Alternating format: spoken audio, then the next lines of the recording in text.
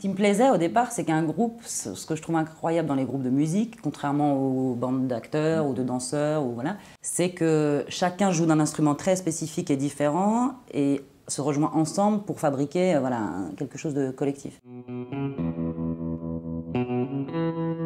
Le groupe, c'est ça en fait. Je suis partie de la lettre d'Hofmannsthal, qui s'appelle la lettre de Lord Chandos, et j'ai décidé d'en faire une narration collective. Donc, comme son nom l'indique, ce texte est une lettre à la base, c'est-à-dire une confession plutôt intime, et qui parle d'un renoncement, qui dit qu'il a renoncé à toute activité littéraire, donc il ne peut plus écrire parce qu'il a perdu le sens des mots en fait. J'aimais bien cette idée de renoncement, donc j'ai demandé à chacun des interprètes du groupe, qu'ils soient acteurs, danseurs ou musiciens, de renoncer à quelque chose au profit de cette narration collective. Comment chacun, de là où on est, en tant que danseur ou acteur, on réinvente notre rapport à la langue. Qu'est-ce qui fait que s'interroger sur ce rapport à la langue peut nous faire fabriquer une nouvelle forme pour la scène, ou en tous les cas interroger le théâtre d'une certaine manière.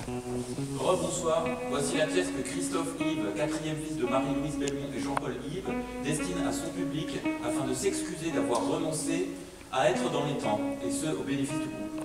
Comme si, parce que c'était un texte ultra subjectif, on pouvait justement en faire quelque chose de collectif. On n'a pas tellement travaillé sous la forme du chœur en fait, c'est plutôt ouais, une parole qui est relayée petit à petit, même si au fur et à mesure vous verrez, comme Chandos dans la lettre bascule petit à petit, c'est-à-dire qu'il devient ce que nous on a nommé la pure sensation, c'est-à-dire qu'il n'a plus de mots pour communiquer avec les autres ni pour écrire, et du coup il ressent les choses, c'est-à-dire qu'il devient l'équivalent d'un objet, d'un animal.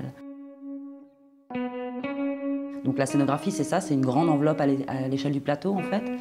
Je trouvais intéressant de mettre tous les mots de la lettre à l'intérieur de cette lettre. Donc effectivement, ils sont tous notés sur des cartons et on peut les manipuler, les faire lire, etc. En fait, ce qui est très beau dans ce texte, c'est qu'il commence en disant « je renonce à toute activité littéraire » et derrière ça, il déploie 30 pages incroyables sur la langue et le langage, dans une écriture extrêmement ampoulée, etc. Et ça, j'aimais beaucoup, c'est-à-dire que le mec dit « j'arrête tout », et en fait, juste derrière, il se met à déployer voilà, un des plus beaux textes, enfin, pour moi aujourd'hui, que j'ai lu sur ça, c'est sur le rapport que l'homme entretient avec la langue, le langage.